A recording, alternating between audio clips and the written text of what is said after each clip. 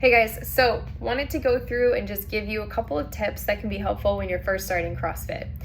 So at this point, you've walked into a gym or a box and you have seen this.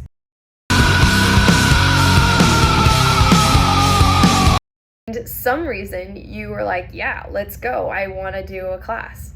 And now at the end of the class, you look like this. You know I need someone. I need somebody help, not just anybody help. You know I need someone.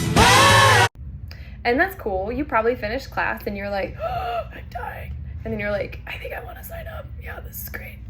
And so you do. And now you're doing CrossFit and it's awesome.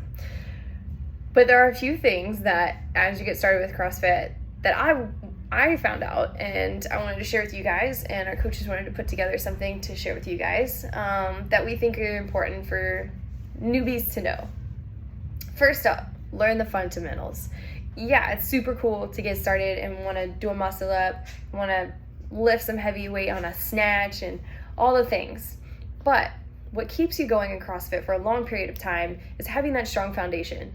So being able to have a solid air squat, being able to do a push-up with perfect form, all of those things, being able to do a pull-up, all of those things build upon each other for you to advance your skill and your technique and be able to increase your weight safely.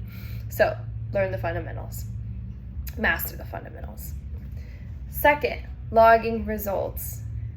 Logging results is really important for you to be able to see your progress over a period of time. When you're just getting started, this is one of the best times to log your results. You're gonna see from day one, where have I started? And then when you get to your test week or 3 months down the road, you can do something similar or do some same, you'll probably be doing the same lifts, it's CrossFit, and you'll be able to compare it back and say, hey, this is now where my squat is, or wow, I'm able to do a pull-up now, this is crazy. So logging your results is not just a way for you guys to, push each other, but for you to more importantly be able to see that progress and be able to adapt over time and know how to adapt over time. Third, community. This is what pulls a lot of people into CrossFit. The community aspect is the most fun part. It is what usually keeps you coming back between the coaches and the members and all the fun things that you guys might do in your box. That comes with support of each other and not just getting support, but also being somebody who supports everybody else in the gym as well.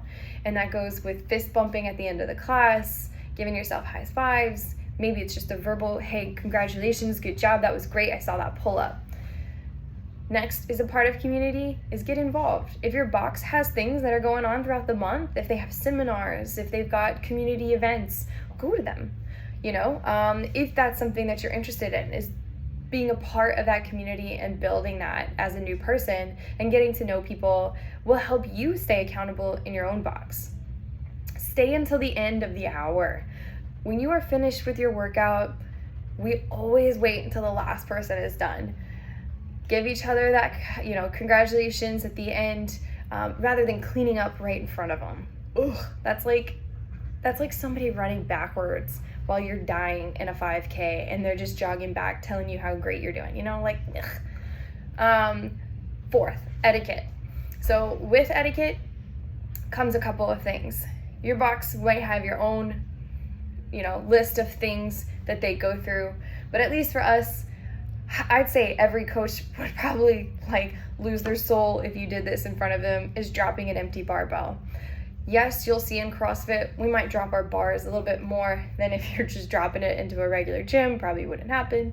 But we never drop an empty barbell. This is not only because it is a cringeworthy sound, but it is also to help us keep our barbells nice. When you drop an empty barbell, especially an Olympic lifting barbell like that, their lifespan becomes drastically less. All right, and last and final thing, CrossFit is going to probably be a little bit painful, and painful in a good way, not in a bad way. Painful as in you're gonna learn hook grip, you're gonna learn how to hang from a bar again. You're probably gonna be pretty sore because things are quite different and we're changing the movements up constantly throughout the week to kind of create that stimulus. So keep moving, move a little bit slower if you need to in order to adapt to that. Keep practicing, work on smaller sets so that you're not working on a long duration hanging from the bar. You can work on multiple rounds of that short set with grip work and just acclimating your hands the best that you can. They have plenty of things like grips and so forth that you can ask your coaches about, but the best thing is to just get used to it, just practice. Start hanging from the bar, start hook gripping things. You know, if you're sore, come in, move a little bit, move lighter than you did yesterday, nobody cares.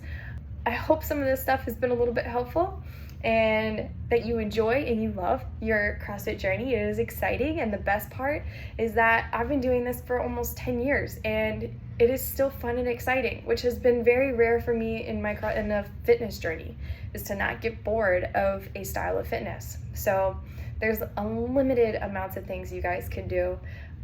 Just stick to some of these things to get started and enjoy the process.